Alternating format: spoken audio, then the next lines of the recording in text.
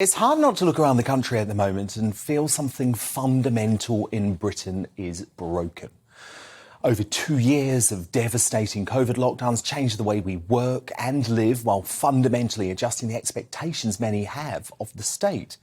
Combined with a European war culminating in an unprecedented cost of living crisis with 10% fast-growing inflation, all of that has the country on edge just at the time Conservative MPs foolishly decided this time of crisis was the moment to depose a Brexit-delivering Prime Minister elected in a landslide less than 3 years ago, leaving a gigantic power vacuum for this difficult summer.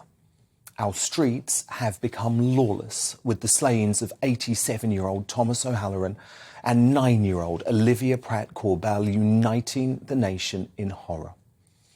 Our police patrol our tweets and virtue signal rather than solving crime.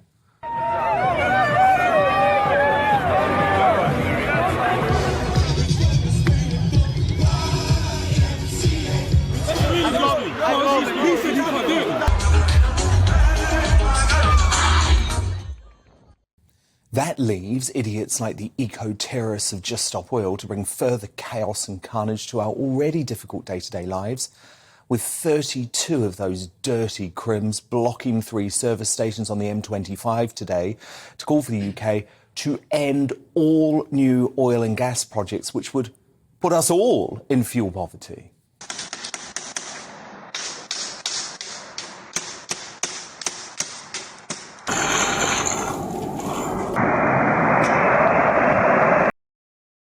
Our airports have become a nightmare, with thousands of flights cancelled and delays now just an expectation. Who would even bother to try and go away? But that's nothing compared to the hell of rail travel, with the militant unions doing all they can to damn the service into despair with constant strikes. Eurotunnel passengers were yesterday forced to evacuate underneath the English Channel, and scenes like a disaster movie after a 5-hour breakdown.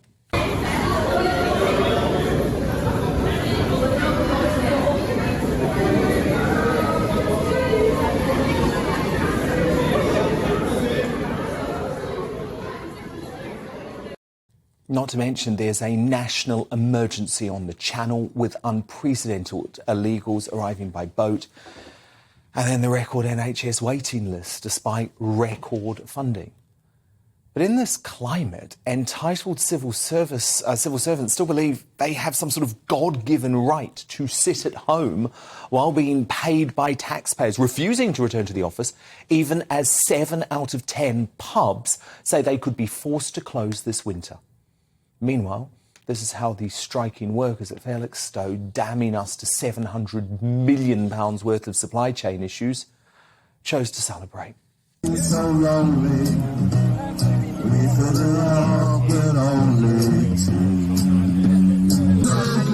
So good. So good.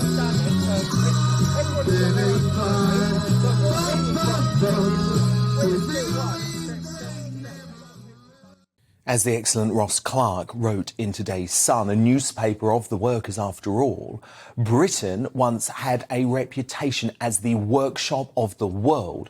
Now, post-COVID, we're more like the holiday camp of the world. We want to cut our hours, work from home, take time off whenever our well-being demands it. And yet we still think we have a right to a fat pay rise.